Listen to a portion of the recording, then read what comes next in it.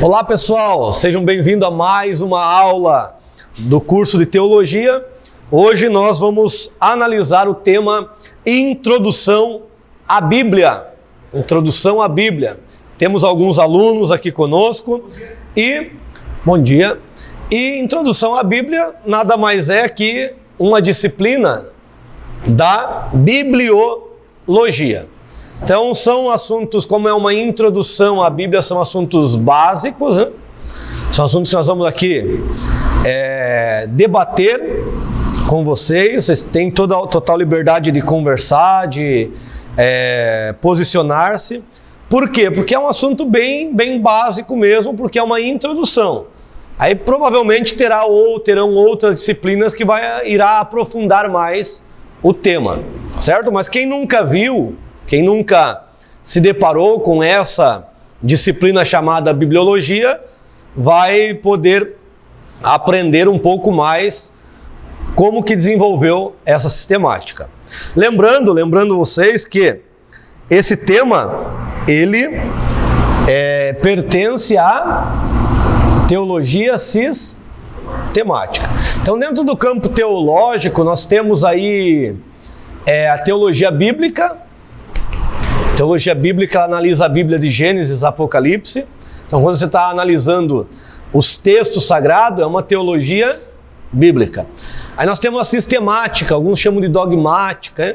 A sistemática é pegar os tópicos da Bíblia, o que a Bíblia falou sobre os homens, o que a Bíblia fala sobre Cristo, o que a Bíblia fala sobre Deus, e sistematizar de forma racional, de forma lógica, para se estudar. Então a bibliologia é um estudo sistemático de todos os componentes das Sagradas Escrituras. Então o que nós vamos analisar aqui é o que a Bíblia fala, né, da própria Bíblia.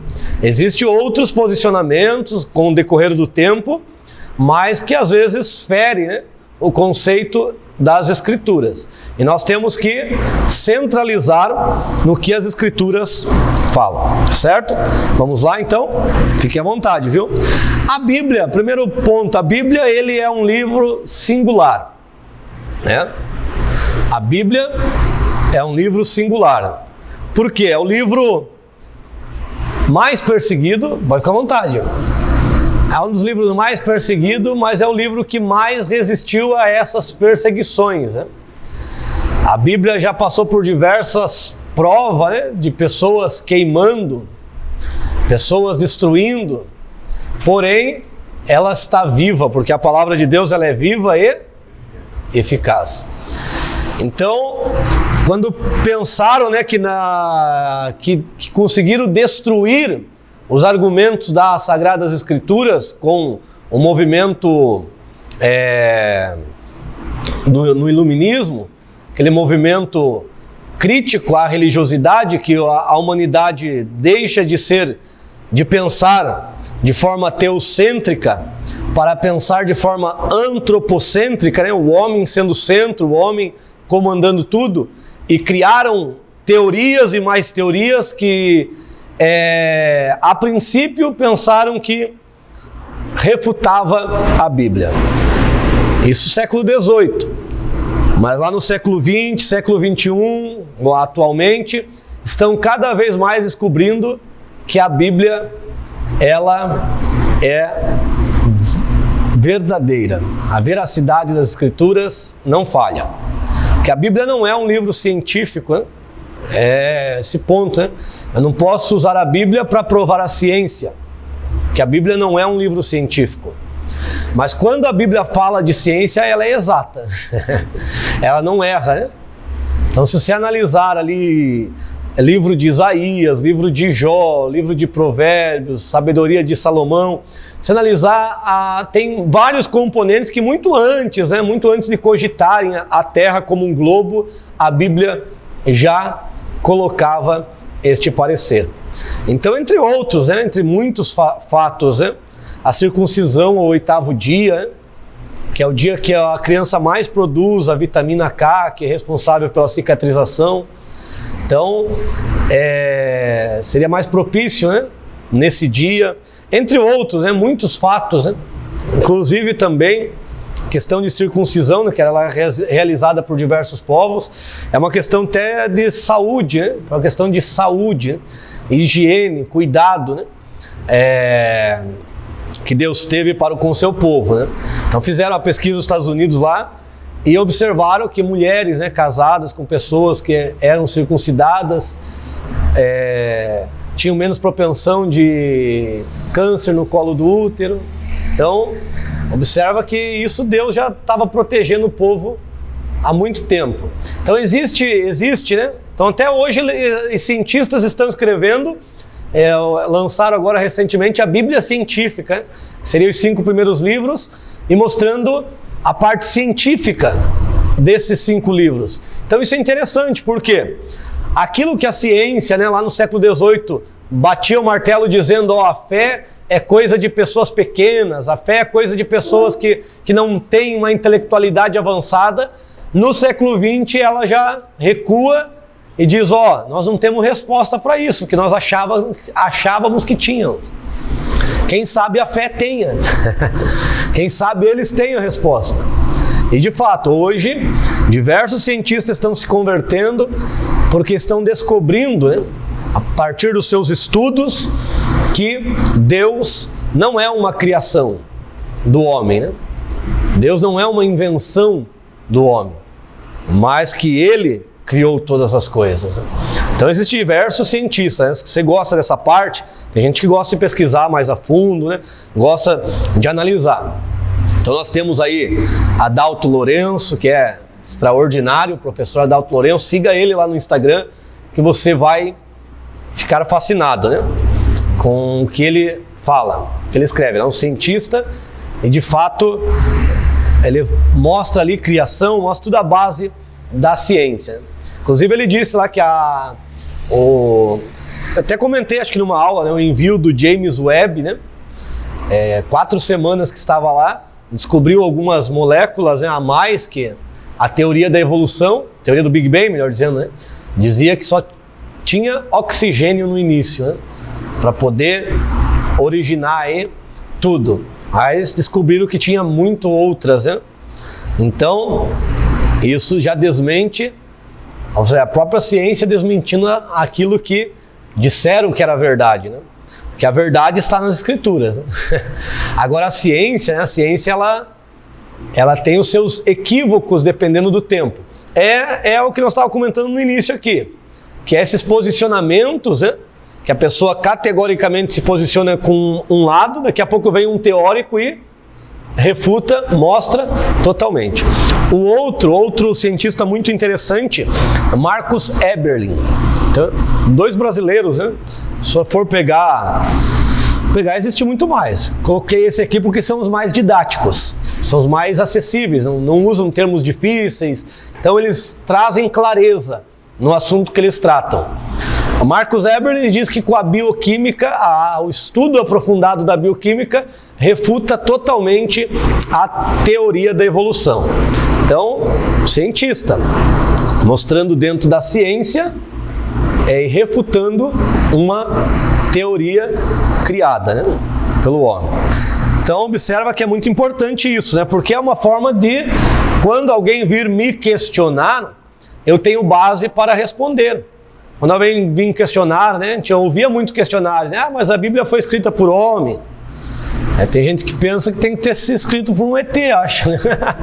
É claro que foi escrita por homem, né? É a língua dos homens, tem que ser escrita por homens. Porém, nós vemos uma inspiração divina nesses livros, porque se nós aqui, morando, eu moro em Pontal, acho que a maioria aqui em Paranaguá, né?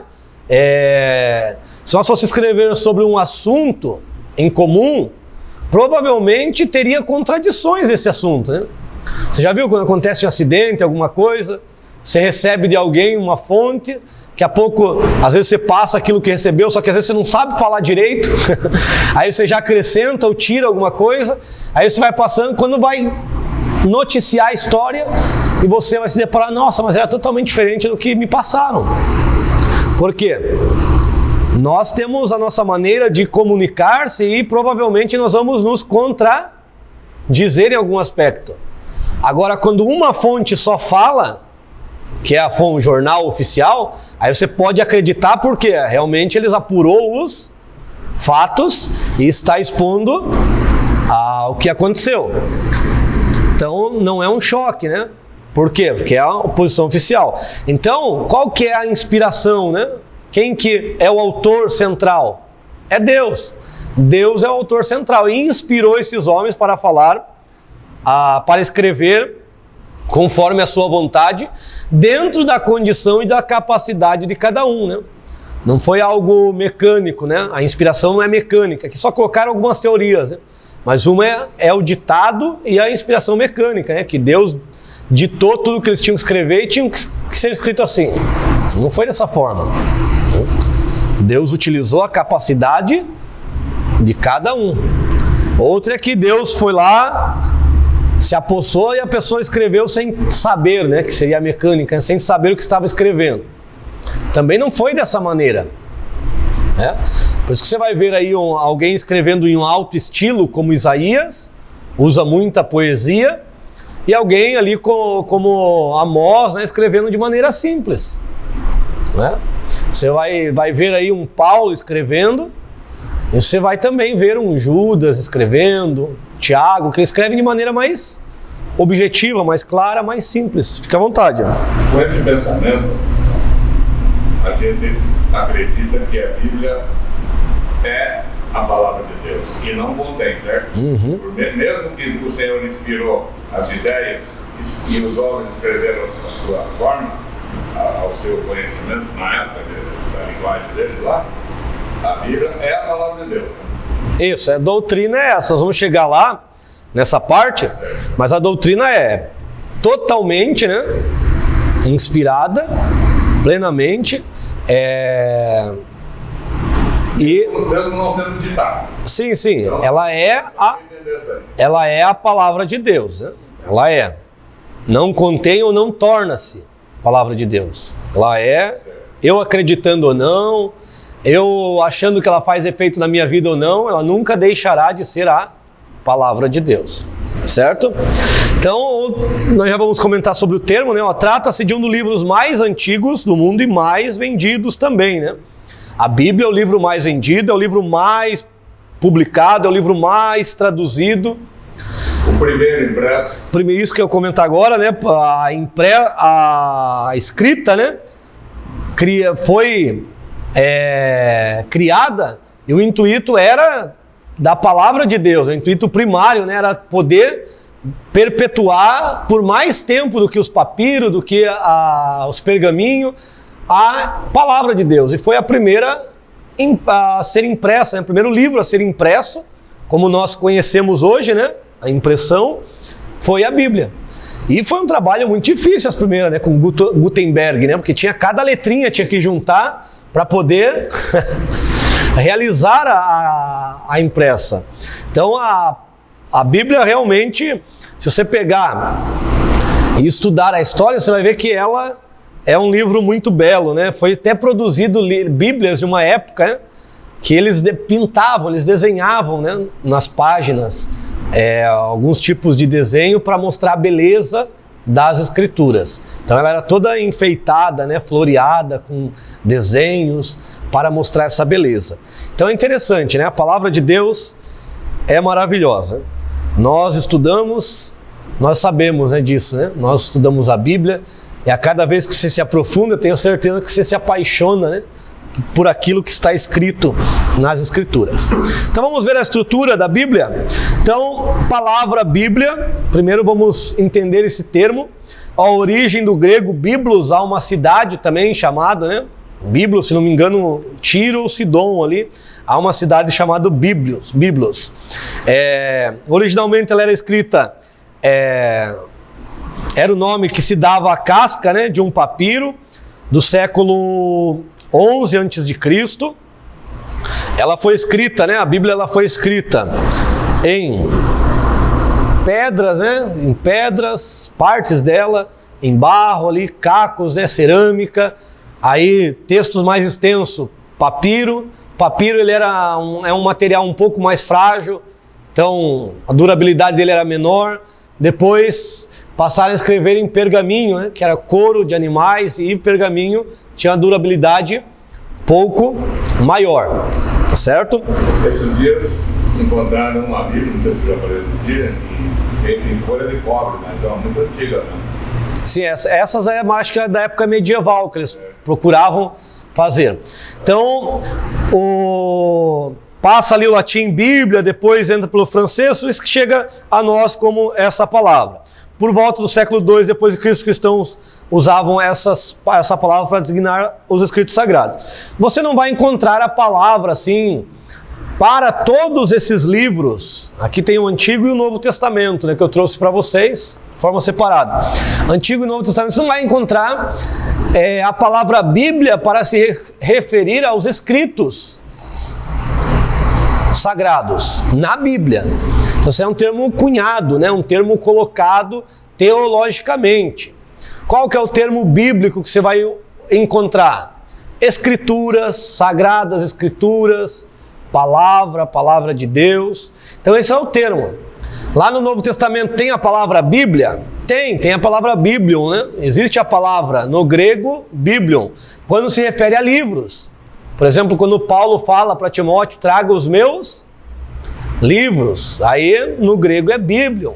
Abriram-se os livros. O livro de Apocalipse, no grego é Biblion.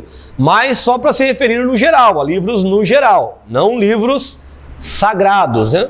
Então é uma forma generalizada, é uma palavra que vem do grego aqui, usada para qualquer tipo de livro. Os cristãos começaram a utilizar este termo para se referir aos livros sagrados. Por isso chega até nós o nome de Bíblia, certo? E para mostrar essa veracidade da Bíblia, como ela é tão confiável, criaram-se aí, se apropriaram desse tema, né? Quando alguém vai escrever um livro, ou escreve um livro sobre um tema e ele quer mostrar que esse tema é o tema que você deve consultar sempre, como que ele coloca, né? Geralmente, agora não sei se tem, mas antigamente escreviam a Bíblia da Informática, por exemplo, né? Então ali contém tudo que você precisa saber de verdade sobre informática, né? A Bíblia da Mecânica, né? Justamente para provar, né, que realmente esse livro é digno de confiança. Ah, mas e as muitas traduções? Daqui a pouco a gente comenta sobre isso. Ah, mas posso confiar? Daqui a pouco a gente entra nesse detalhe, né? São confiáveis esses livros? Eu devo observar? Então a palavra, tranquila, né? A palavra não tem muito... Antigo e Novo Testamento, né? Composto, né? O Antigo Testamento ele é composto pela comunidade judaica e por ela preservado 1 milênio ou mais antes da era de Jesus, e o Novo Testamento composto pelos discípulos, pelos apóstolos de Cristo ao longo do século I. A palavra testamento é uma tradução de duas palavras hebraicas e grega, pacto, acordo, duas partes, aliança, é por isso que é antiga aliança, nova aliança. Eu trouxe essas Bíblias aqui diferentes para mostrar para vocês, justamente para comentar algo com vocês aqui. Então, para o judeu não existe Antigo Testamento. Não existe. Se você falar Antigo Testamento para o judeu, ele não vai aceitar, porque ele não vê esses livros, né, que no hebraico é chamado de Tanar, como antigo. Para eles é atual. São 24 livros que tem aqui. Leis, os profetas, né? E escritos. Né? 3, eu vou comentar já. Então, 24 livros nós temos aqui. Ah, mas a minha Bíblia tem 39, e agora? O que eu faço? O que aconteceu? É que esse povo aqui, eles juntam alguns livros, né? Então, alguns livros é contado como os 12 rolos dos profetas menores, não é separado. Esdras, Neemias, eles juntam. Reis, não tem primeiro nem segundo, né? É um livro só. É contado como um livro, né? Tem primeiro e segundo, Aleph e Beit, porém é contado como um só livro. Então, depois vocês podem até tirar foto ali, eu ia trazer no slide e acabei esquecendo de colocar aqui para vocês. Mais 24 livros, esses 24 são exatamente os 39 que nós temos nas Escrituras. Exatamente iguais. Se você pegar aqui, você vai ter os mesmos livros. Esse aí é do judeu. Esse aqui é a Bíblia judaica, né? A Bíblia hebraica. É tudo, é a mesma coisa que o Antigo Testamento? É a mesma coisa. Tá.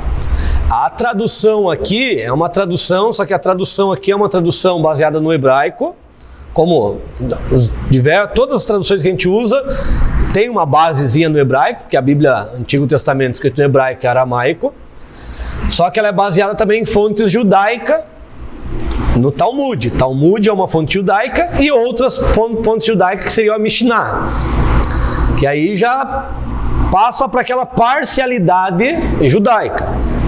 Então tem passagens aqui, por exemplo, a passagem de Isaías 53 que nós compreendemos que é Cristo, servo sofredor, eles colocam entre parênteses que é Israel.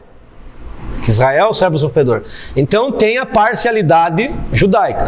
E também podemos dizer assim, ela tem as dificuldades na tradução também, assim como as nossas, também tem partes aqui que não está traduzido tão exato.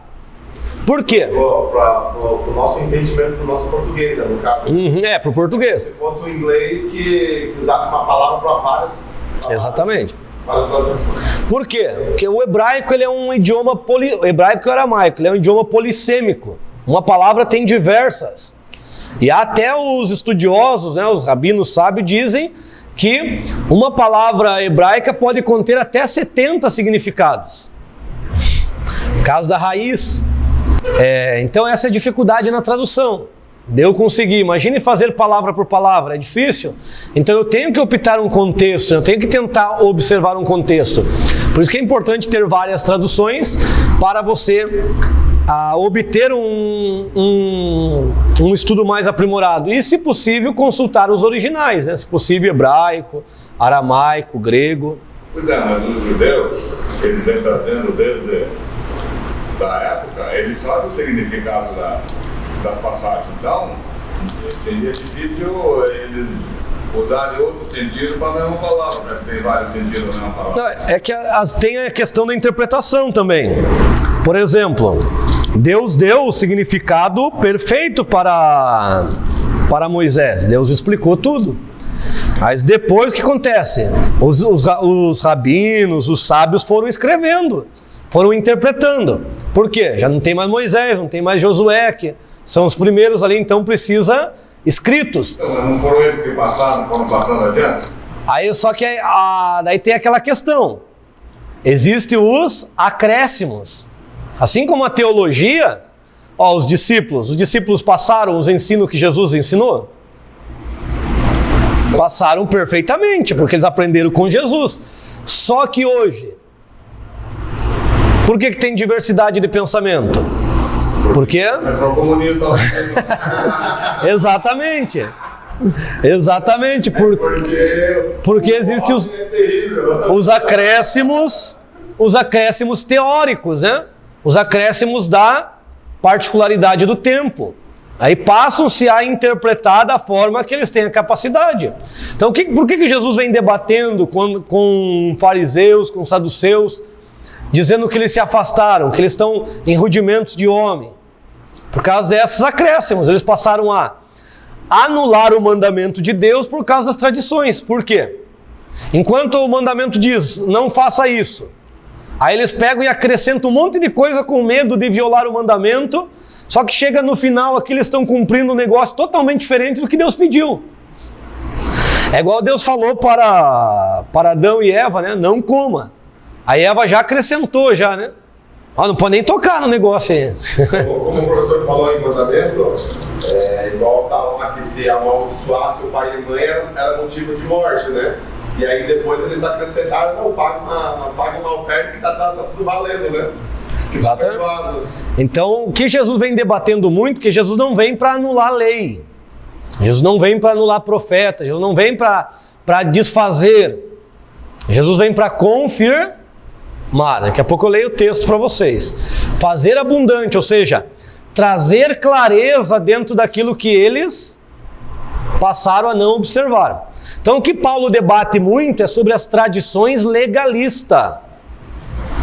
Então, por causa da interpretação, eles passaram a cair num legalismo, né?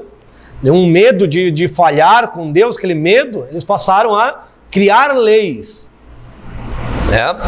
Por exemplo, diz a lei que não poderia carregar carga no sábado, no Shabat. Não poderia fazer esse trabalho, né? Que seria um trabalho de esforço, de força. Só que daí eles acrescentaram, ó, se por acaso você tiver uma moeda e cair, você não pode nem pegar a moeda, porque isso é levantar uma carga. Então isso daí é um acréscimo, né? É um acréscimo, ó, deixa ali porque você está transgredindo o mandamento, você transportou uma carga. Aí só que às vezes o que acontecia? Quando era algo valioso, eles... quando era uma ovelha que caía lá na lamaçal, um boi, o que eles faziam? Tem um valor alto, então a moedinha eles não catavam, porque era pecado, mas a ovelha e o boi eles tiravam. Por isso que Jesus debate com eles. Se vocês conhecendo eles, vocês tendo um boi que fica preso, que fica isso, vocês não ajudam? E por que não pode ajudar o... Por que eu não posso curar? E ajudar era uma premissa do sábado, ajudar o próximo. Existia o Pikuar Nefesh, parece que é Pikuar Nefesh, que existia uma permissão para transgredir o sábado. O nome é Pikuar Nefesh, que é o quê? Se naquele sábado você está prestes a morrer, vamos dizer assim, e aí você precisa fazer algo que é uma transgressão, você é permitido por quê? Você vai transgredir um sábado, porém você vai cumprir diversos sábados no decorrer da tua vida. Então, se for um negócio para salvar a tua alma, para que você cumpra muitos mais outros sábados, aí você pode fazer. Você pode transgredir o sábado, né? Então essa é uma premissa que tem dentro do sábado. E Jesus o que estava fazendo? Jesus estava fazendo exatamente isso. Estava salvando a pessoa de uma enfermidade para que ele cumpra a palavra de Deus. Mesmo que houvesse transgressão, eles matavam uma ovelha e era perdoado. Então, até a questão do sacrifício também, né? Tinha que ser bem, ele era analisado, né, pelo sacerdote. Então o sacerdote que julgava, né, se ele estava apto para sacrificar ou não. Nunca mais ele poderia ser. Aí só no anual, né? Sacrifício pela nação, né? No Yom Kippur, né? Que daí Deus perdoava o pecado da nação toda, mas não era assim como a gente entende, né? Pecou, pede perdão. Até a questão do perdão para o judeu, ele devia fazer o que eles chamam de techuvá, que é retornar para os mandamentos. Uma das coisas de retorno, uma das coisas que ele teria que fazer era o sacrifício, mas ele teria que mostrar na sua vida o retorno, que na nossa tradução está só como arrependimento. E arrependimento a gente pode usar como palavra, se eu me arrependo, me perdoa. Aí depois erra de novo, né? Mas não, o arrependimento, que é a techuvá, no conceito das escrituras, o que é? É um retorno para o caminho, que é para a obediência da palavra de Deus. Então ele teria que mostrar na sua vida a obediência para ele sim estar perdoado. Então é bem criterioso assim ao sistema, né? Não é tão comum como a gente vê no nosso meio, no nosso contexto cristão. É assim, não, pede perdão, Deus vai te perdoar. Mas no conceito judaico, ele exige um esforço muito maior, né? A pessoa realmente aprender com o erro, né? Certo? Então, ó, só um exemplo, né? Existem milhares de exemplos. Mas na nossa tradução, o Gênesis 6:3, diz assim, ó, nossa tradução geral. Poucas traduções conseguem colocar de forma mais próxima do original. Que diz assim: o meu espírito não contenderá com o homem, porque ele é carne. No contexto original está assim, ó: o meu espírito não lutará comigo, que é Deus falando,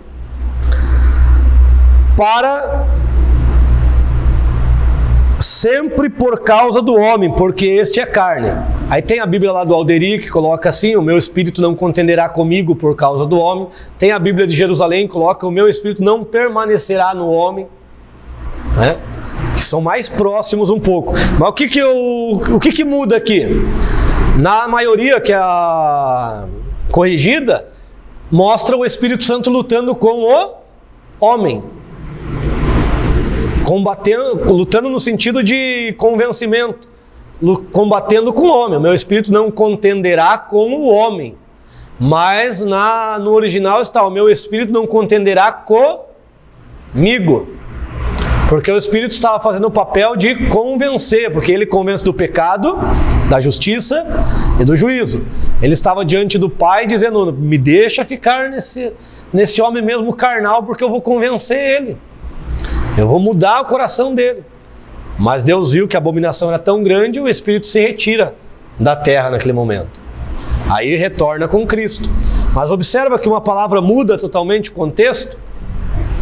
Palavra. Parece pequeno, mas muda totalmente. Salmo 23 já está bem famoso, né?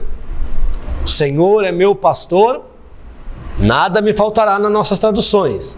Mas Davi falou: o Senhor é meu pastor, ele não me faltará. Porque Davi sentiu falta de muitas coisas na vida. É o próprio Senhor. Adonai é o nome de Deus. Gênesis 23.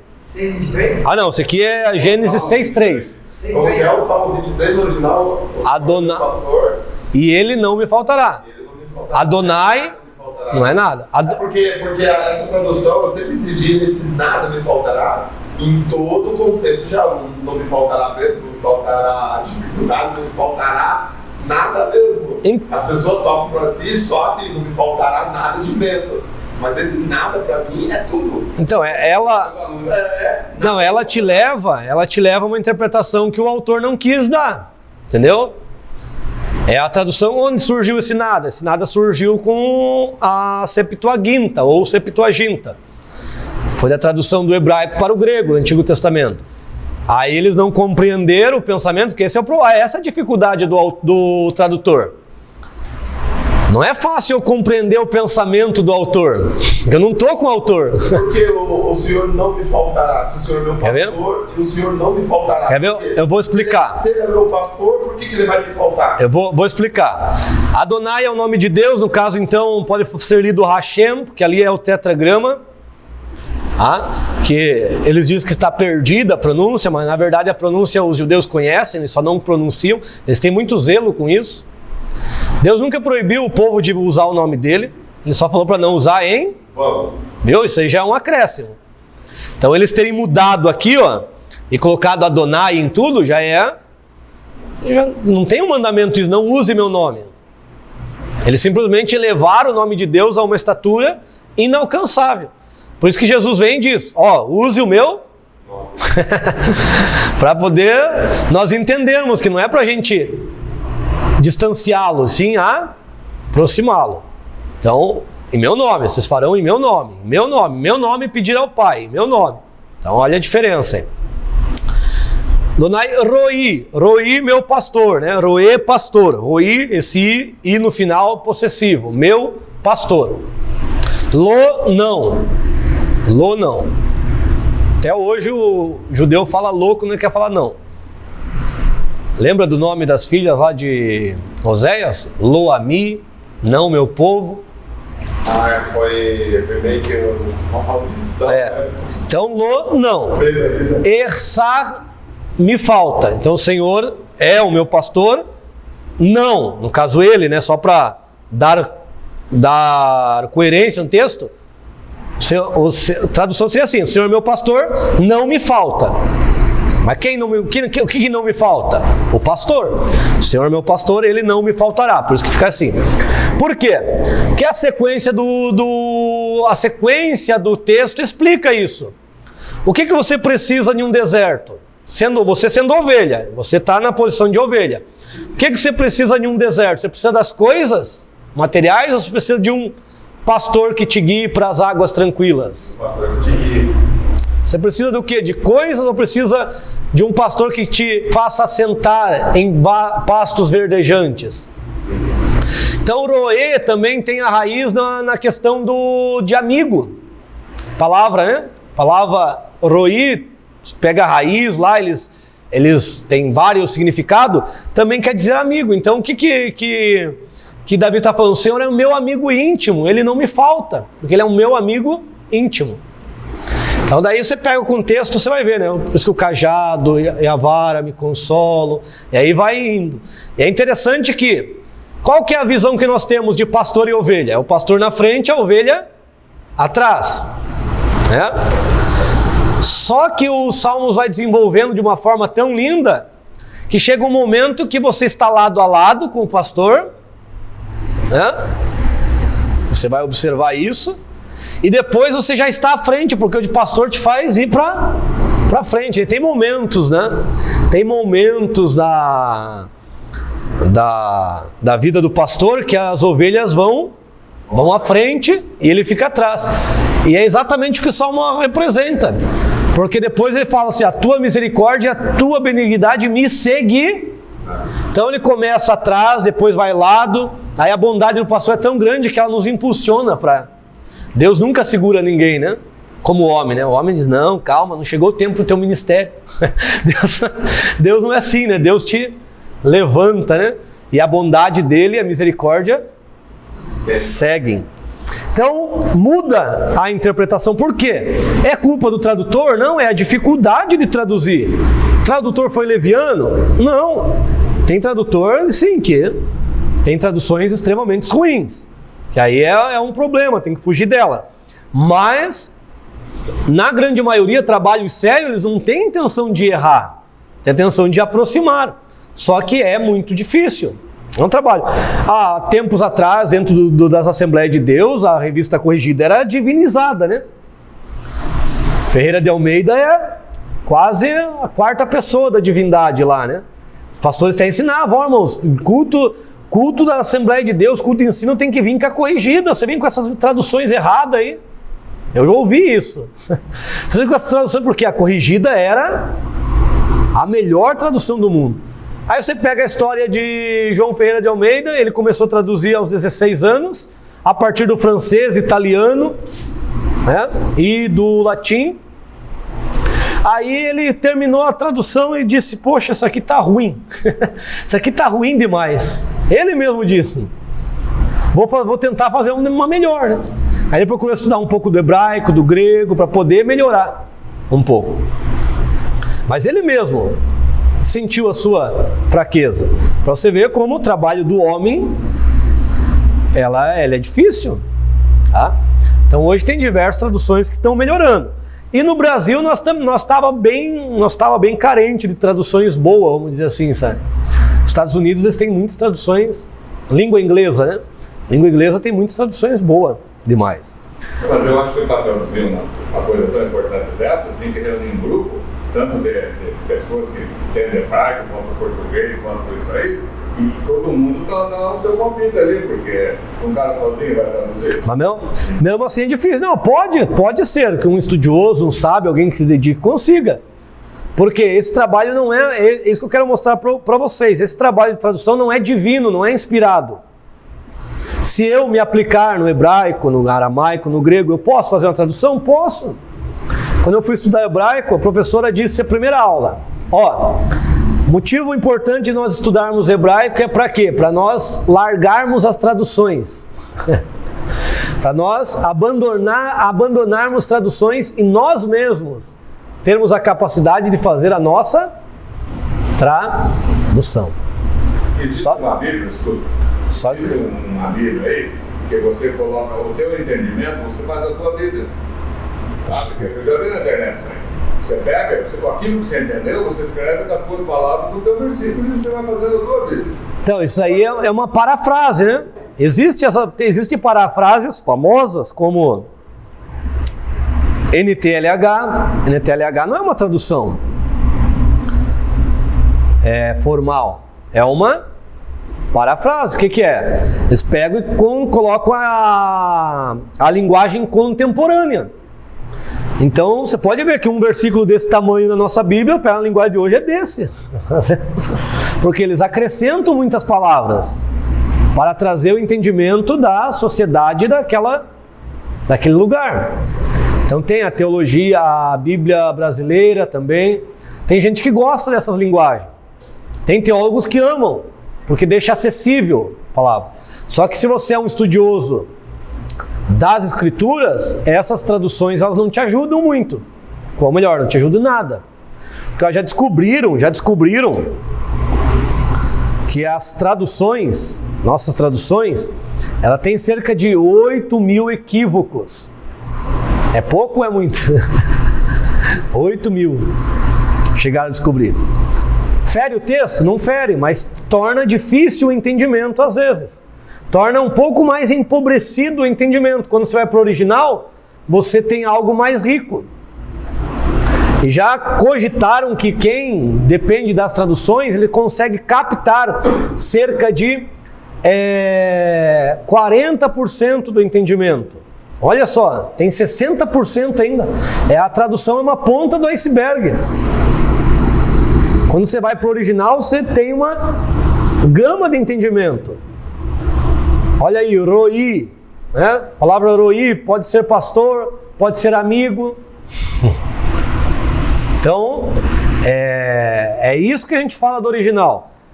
Devo usar as traduções? É claro, porque para você usar o original, você tem que estudar anos, mas é muitos anos mesmo. Eu consigo ler alguma coisinha aqui, mas fazer tradução eu não consigo ainda. Eu preciso de dicionários. Eu vou lá para a internet, busco, consigo fazer a exegese do texto. Tenho uma certa base, porque estudei e ainda estudo um pouco do idioma, mas não sou erudito, vamos dizer assim, né? Não tenho a capacidade de pegar, ler aqui e dizer, ó, isso significa isso. Até esses dias eu levei essa Bíblia, fui pregar, ia pregar no Antigo Testamento, aí o menino pegou, o que significa essa palavra? Mostrei pra... Aí, por Deus, eu sabia, né? Era a palavra bait, né? Bait é casa. Aí ele colocou uma bem na hora que eu sabia, né? Mas se eu pegar todas as palavras aqui, eu não sei. Algumas palavras eu já sei, porque eu já estou habituado a ela. É igual ao português. Português, quando a gente é criança, tem palavras que a gente não sabe, tem palavras que a gente vai se habituando. Então vai da tua frequência com que você aprende. Eu só aprender algumas agora, depois de velho. Exato. Inventar uma analogia para aprender depois de 30 Exato. anos depois. Não, e nunca é tarde, né? Nunca é tarde para você aprender. Umas linguagens difíceis. Nunca é tarde para você aprimorar, para você aprender, para você conhecer. Tá certo? Talvez você não seja um tradutor da Bíblia na sua vida, mas você vai poder perscrutar ali o caminho. E hoje está bem acessível. Hoje... Que pegaram um comentarista que comenta lá dos originais hebraicos. Então, colocando esse ponto aí, até eles que são o povo do livro tiveram essa dificuldade de entendimento, porque Jesus veio e corrige muitas coisas. Até um rabino, às vezes, comenta um versículo uma coisa e o outro comenta outra coisa diferente. Isso não mostra contradição no comentário, isso mostra a riqueza das Escrituras, a profundidade. Então, sabe como é que eu vejo? A Bíblia é viva. Tá? Se você pega um versículo hoje, o Espírito Santo que revela uma coisa em cima desse versículo, é porque a igreja, aquela congregação está precisando ouvir aquela mensagem. Se ele pega o mesmo versículo daqui 2 anos e prega em outra congregação na mesma, diferente daquilo que ele pregou, é porque no momento a igreja precisa ouvir aquela mensagem que ele está falando. A revelação é progressiva, né? E é isso que eu entendo, que a Bíblia é viva. Ela tem várias revelações conforme a necessidade da Exatamente. Ó, o que nós temos também, ó, já comentamos do Antigo Testamento ali, né? Essa questão do hebraico, essa Bíblia aqui, ó, ela não é tão cara. E ela tem o hebraico e o português. Começa da direita para a esquerda, né? Como todos os livros. Aqui, ó. Tanar. Tanar é os judeus gostam muito de acrônimo, né? Acróstico. Então é Torá. Esse aqui, o nome Tanar é das divisão, né? Torá, Neviim, o Nun aqui, Neviim, que é profetas, e o Raf, Ketuvim. Ketuvim é escritos. Então, Torá Torá, ele é um pouco mais amplo, até essa questão é um pouco mais amplo que lei. Porque lei tem um sentido meio pejorativo, não tem? Negativo. Ó, cumpre a lei, senão você está na roça, né? Não, você vai preso. Mas Torá também significa instrução. Então uma instrução é boa, né? Instrução geralmente alguém instruir para o bem. O que Jesus fez lá no monte das bem-aventuranças, que a gente chama? Ele instrui o povo, tá? Nevim, os profetas. Aqui nos profetas estão tanto livros históricos nossos, Josué é considerado profeta, né? Samuel, coisa que está para nós, está como históricos, que eu já vou mostrar para vocês. Para eles é profeta. E escritos, começa com salmos, né? Alguns livros poéticos. Salmos, tem também 5 rolos que eles leem nas festas. Então essa é a divisão. Essa é a divisão da Bíblia que Jesus usava. Jesus estava acostumado a usar.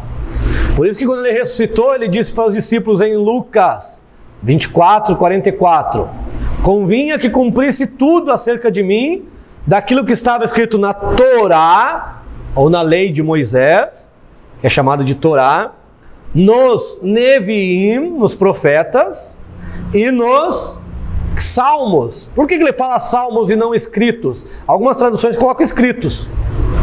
Porque salmos é o livro que encabeça esses outros livros. E os judeus, eles têm essa forma de definir os seus escritos, de dar título. Então, o primeiro livro de uma seção, o primeiro livro, recebe o nome todos os outros livros recebem o nome desse primeiro livro. Então, Salmos não é só o livro de Salmos, e sim toda essa seção chamada de escritos. Como que eu posso provar isso? Simples. O título aqui, ó, de Gênesis, para nós é Gênesis, que vem do grego, né? Quer dizer início. Gênesis, Gênese. Início, princípio. Tá? Ou Gênese. Aqui, ó, no hebraico, ó, a primeira palavra. Bereshit. Bereshit em princípio. Em princípio. Para nós, chegou ali no princípio, mas o B ele pode ser em, que seria uma tradução mais próxima, seria em princípio, Deus criou os céus e a terra. Então aparece a palavra Bereshit, então eles colocam o nome do livro de Bereshit. Lá no Êxodo para nós, a primeira palavra que aparece no hebraico é Shemot, os nomes. Então como que é o nome do livro em hebraico? Os nomes, não é Êxodo, é os nomes, primeira palavra. Levítico. Levítico é um termo generalizado, né? Levítico é toda a tribo de Levi. Só que esse livro não fala de toda a tribo de Levi, fala mais dos Kohen, que são os sacerdotes. Então o livro não tem nada a ver com Levítico, tem a ver com aqueles que eram sacerdote. E qual que é a palavra que aparece lá? Vaikra, chamou, né? Vaikra, chamou Deus Moisés e disse. Aí o outro, Bamidbar, que para nós é números por causa da contagem que tem no deserto, e o nome do livro é No Deserto, né? Midbar, que é no deserto. E Devarim, que é palavras, né? Deuteronômio para nós. Então observa que a primeira palavra que aparece no livro é o nome do livro. Então o primeiro livro que aparece na frente de uma seção de livros é o que recebe o nome. Por isso que Salmos, Jesus fala Torá, profetas e Salmos, referindo-se a todos os escritos, certo? E nós temos... Se Jesus falou que é para cumprir o que está na lei, nos profetas e nos salmos, é porque o salmo é inspirado. Sim. Então aí já prova que isso aí é... Não, e o Salmos é um livro, ele não é um livro devocional, né, como muitos acham. Muitos acham que o Salmos é só um livro devocional. Porque chegou para a cultura ocidental assim. Não, só estou falando isso porque aquele professor lá. Ah, sim. Que o salmo não é inspiração de homens, sabe? Para criar música. Não, então, essa é a visão fraca ocidental, que acha que é um inário. Até tem gente que critica, não pode falar Salmo capítulo tal porque é um inário. Chegou isso dentro dos Ibadep lá, né? Aí geralmente a gente fala número. Porque é livro poético. Mas tem outros livros poéticos. Por exemplo, a cultura judaica, os livros do Antigo Testamento, 2/3 deles é poesia. 2/3 dos livros da Bíblia é poesia, porque é uma forma que eles se comunicavam poeticamente. Então não tem poesia só nos 5 livros que eu já vou mostrar para vocês. Poesia tem toda. O livro de Isaías foi escrito na linguagem poética. É uma linguagem poética. Ele tinha a base para escrever, ele tinha entendimento. Assim é até hoje. Se eu tenho muita capacidade de escrita, leio bastante, tenho capacidade, eu vou escrever melhor do que alguém que lê pouco, tem pouca habilidade na escrita, não é assim? Então, da mesma forma da Bíblia. Os Salmos, por isso que eu gosto de conceito bíblico. Eu gosto de me aproximar ao máximo da Bíblia. E a Bíblia me afirma que os Salmos é um livro profético. Jesus diz assim, convinha, que perguntaram para Jesus, por que você fala em parábolas? Mateus 13. Por que você fala em parábolas?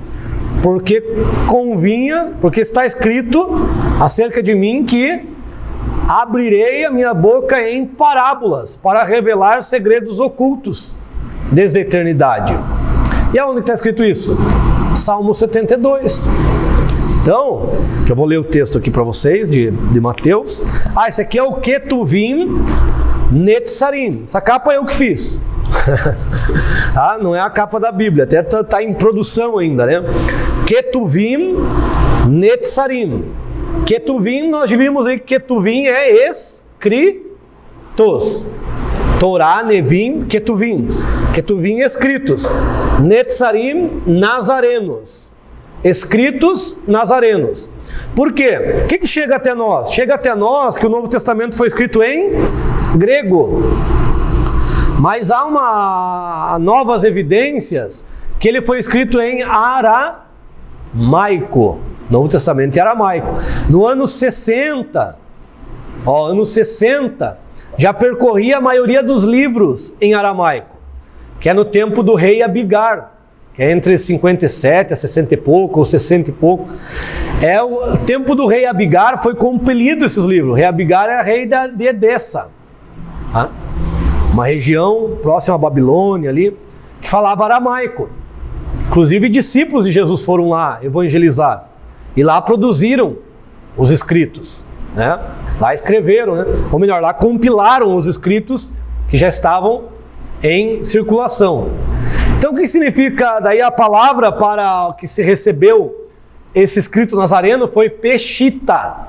Peshita quer dizer simples, puro, porque a palavra de Deus é simples, né? Ela é pura, ela é de fácil entendimento. Então Peshita, fácil, pura, simples. Então ela foi escrita provavelmente, grandes evidências, em aramaico. Aí por que nós não tínhamos esse conhecimento? Porque nós recebemos a cultura ocidental. A cultura ocidental recebe qual que é a cultura que tem a base, né? Que nós recebemos, é a cultura grega. Qual filosofia que nós estudamos? Até aqui na teologia, filosofia grega, Platão, Sócrates, Aristóteles, entre outros, é grega. Então nós recebemos isso, nosso campo teológico recebeu isso. E tem muitas variantes, né? E por que foram achados mais grego do que aramaico? Porque o povo oriental, eles têm 2 costumes quando um papiro, um pergaminho não tinha mais utilização. Se eles tivessem alguma parte nele, sem muito compreensão, ineligível, não tendo compreensão, a maioria bem desgastado, o que eles faziam? Eles faziam um ritual, antes eles trocavam, né? Eles reescreviam, faziam um novo papiro, aí eles faziam um ritual que eles queimavam, uma cerimônia, né? Usar a palavra cerimônia que é mais bonitinho, né? Ritual, alguns usam um lado pejorativo, né? Faziam uma cerimônia onde eles queimavam esses escritos. Tem um erudito chamado Jorge Lanza, Jorge Lança, a língua dele original era o aramaico. Ele mesmo disse que presenciou essas queimas de arquivo de escritos sagrados. Ele presenciou essa cerimônia. Quando esses escritos davam para ser compreendido, o que eles faziam? Que existia uma outra forma. Eles colocavam dentro de vasos e enterravam. Por isso que nós achamos aí, né, descobriram em 1948, em Qumran, em algumas cavernas lá, os escritos dos essênios. Porque eles tinham o costume de guardar em vasos e deixar bem escondido. E acharam muito, inclusive o livro de Isaías, completo, entre outros livros do Antigo Testamento, que foi o que deu base para nós termos aqueles escritos que chegaram até nós como muito próximo do original. Tá? E o grego, pasmem os irmãos aí, né, os alunos, o grego nós temos cerca de 400 variantes. Isso é muita variante, dá muita diferença. Por isso nós temos diversas traduções para português, que dá muita diferença. E os ocidentais eles tinham o costume de fazer acréscimos no seu entendimento. Então, Bíblias antigas, você vai ver que tinha coisas entre parênteses, que são coisas que são acrescentadas, que eles não entendiam e colocavam posicionamento. Com o tempo, foi incorporando-se ao texto, mas às vezes não existia aquilo ali. É por isso que alguns códices têm alguma coisa, outros não têm. Algumas fontes têm um versículo, outras não têm. Algumas fontes têm uma palavra, outras não têm. Sabe qual que é o achado mais antigo? Por isso que se você for nesses museus famosos onde tem a Bíblia, tudo na maioria é hebraico, é grego. Por quê? Porque os gregos não tinham esse cuidado de pegar um documento, ou enterrar, ou queimar. Eles rasgado, amassado, pisado. O documento mais antigo em grego da Bíblia que nós temos é um versículo pela metade de João. Acho que 8, alguma coisa assim, 7, não sei qual exatamente. Que é desse tamanho o papiro. Todo rasgado. Porque os ocidentais não tinham aquele cuidado com os escritos que os orientais. Por exemplo, como a língua hebraica aramaica é caracteres, eles contam os caracteres. Então no texto original lá, que nós não temos o escrito original. Por exemplo, nós não temos o escrito de Moisés. Não ia sobreviver ao tempo, né? Um livro que a gente compra agora não sobrevive ao tempo, às vezes daqui a 10, 20 anos, depende de como manuseia. Então, livro de Moisés, escrito por Moisés, não tem. O que tem? Tem os apógrafos, né? Que são as cópias dos originais, certo? Com esse cuidado. Então eles contam os caracteres, tem 50 caracteres, vamos dizer assim. Se o escriba foi lá, e o escriba, para ele se tornar um escriba oficial, ele leva muitos anos mesmo. Por quê? Primeiro dão porções para ele escrever. Se ele começar a ir bem nessas porções, aí começa a dar livro. Se ele for bem, daí ele começa a ser apto para escrever oficialmente. Então é muito minucioso o trabalho de um escriba. Aí ele fez lá o escrito, deu 51 caracteres. O que acontece? Eles procuram o errado e apagam? Eles inutilizam todo aquele, naquela época papiro, né? Eles inutilizavam todo aquele papiro e escreviam de novo. Então veja o cuidado que eles tinham para deixar algo correto, certo. Então isso os orientais têm até hoje, coisa que o ocidental já não tem muito, esse cuidado. Quer ver um texto aqui, ó, que foi dito lá para nós termos esse entendimento? Mateus 5. Só para nós caminharmos. Hoje tem bem pouco slide aqui, tá, pessoal? Porque é bem base. Eu tô aprofundando esse tema aqui dentro desses escritos para a gente ter uma base um pouco maior. 5, né? Mateus 5, 18. Ó, diz assim, 17. Não penseis que vim abolir a Torá e os profetas. Não vim abolir, mas torná-los plenos. Tem uma outra do hebraico que diz, mas fazê-lo abundante. Tornar pleno é fazer abundante, é cumprir bastante. O que é cumprir bastante? Na linguagem oriental, é ratificar, né? É confirmar mesmo. Então a lei e os profetas não passaram. Porque Jesus disse assim, ó, o próximo versículo, amém. Amém a gente usa só no final, né? Jesus usava no início. Amém, que é verdadeiramente. Verdadeiramente, eu digo, porque vos digo, que até que o céu e a terra passem, de modo nenhum passará um só iude, ou um só traço, até que tudo seja cumprido. Então Jesus disse que só vai passar, ou seja, só vai haver uma mudança da lei, se passarem os céus e a terra, ou seja, no novo céu e na nova terra terá uma nova lei.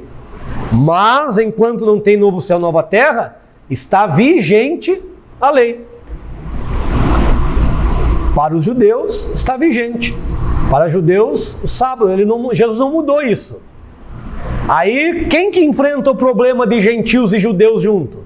Paulo, os apóstolos, eles enfrentam.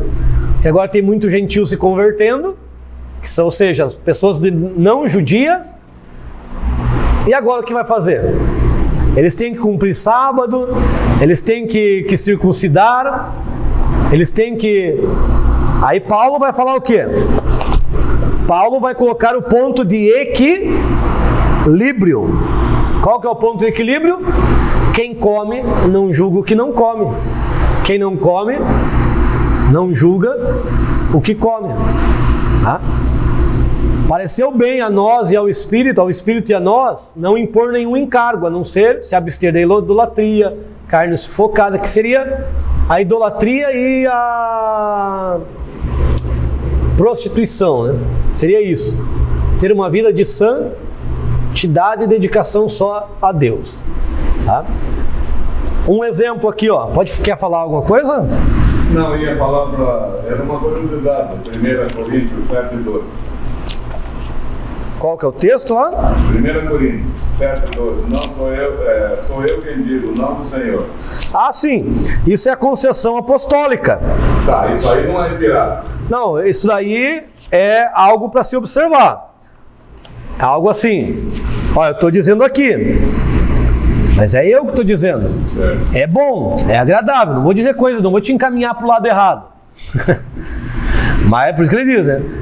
Tem momentos que ele diz que, diz a palavra, não é eu. Em outro momento ele diz, digo eu. Isso é um entendimento. Sim, é igual nós. Tem coisa que está na palavra, tem coisa que é próprio do século XXI que não está explicitamente na palavra. Aí nós, com o entendimento macro, o líder, o teólogo, a pessoa que ensina com aquele entendimento macro, ele diz, eu entendo dessa forma. Que é bom dessa forma. Foi isso que Paulo fez, digo eu. Por isso que ele já fez uma observação. Isso. O senhor não falou isso. Por causa de um objetivo. Ele está dizendo ali, por mim os solteiros ficam solteiros. Por quê? Porque Paulo queria que todo mundo saísse evangelizar. Mas é eu que estou dizendo, porque Deus no princípio disse lá, não é bom que o homem esteja só. Então, ele tem um motivo, por causa do evangelismo, né? Por causa de pregar, a pessoa ter uma vida total dedicada a Deus, ele diz, digo eu, não o Senhor. Mas aí ele explica, né? Mas por causa de vocês estão se inflamando, nas vossas paixões, então melhor é que se casem. Professor, já que entrou nesse assunto, deixa eu fazer uma pergunta agora. Por que naquela época, lógico, acho que esse produto já foi feito, mas naquela época não se existia os casamentos, não se existia os casamentos como é moderno hoje, né? E ali se pegava uma mulher e ali se juntavam e ficavam o resto da vida praticamente, não existia os contratos de assinatura e esse tipo de coisa. Depois que eles foram modernizando, por que hoje em si a pessoa se junta e aos olhos humanos é pecado? Assim, com o tempo foi assim, você pega lá o tempo de Isaac, né? Sara, Isaac, Jacó. Qual que era o... Jacó até teve ali uma cerimônia, mais ou menos, né? Mas ali Isaac entrou na tenda com Rebeca e consumaram o casamento. Esse foi o casamento. Só que com o tempo, isso aí, quando ele formou a nação, precisa de leis, né? Precisa de organizar, porque senão pode virar bagunça. Então aí começou a ter os juízes de paz, começou a ter o pagamento, o cumprimento de dote lá, promessa, ó, meu filho vai casar com a tua filha, diante de um juiz, que hoje a gente chama de juiz de paz, naquela época era só juiz, da cidade, da tribo que ele estava. Aí ali combinava tudo. No tempo de Jesus já está bem civilizado, então tem um ritual, né? Tem uma cerimônia, né? Durava 7 dias a festa, tem a cerimônia, tudo, certo? E era 3 a forma de casamento. 3 fases o casamento judaico, né? Aí para nós, o que a gente fala da questão do civil, né? Casar no civil é justamente por ter essa organização, porque a igreja também é organização. Só que diante de Deus, se tem alguma impossibilidade, se a pessoa está lá com a outra pessoa e ela desde o começo da sua fé ou antes da fé, ela é casada com aquela pessoa, não no papel, como a gente diz, mas ela está casada, ela só vive com aquela pessoa, só é daquela pessoa, estão juntos, chega para a igreja aqui. Diante de Deus, elas estão casadas. Elas são casadas. Isso não implica que Deus não vai abençoar aquele casal. Em relação à salvação, eles não estão em pecado, tá? Só que, aí tem aquela questão, é muito complexo isso, tem que ser lidado na particularidade. Aí tem a questão do pastor. Por exemplo, pastor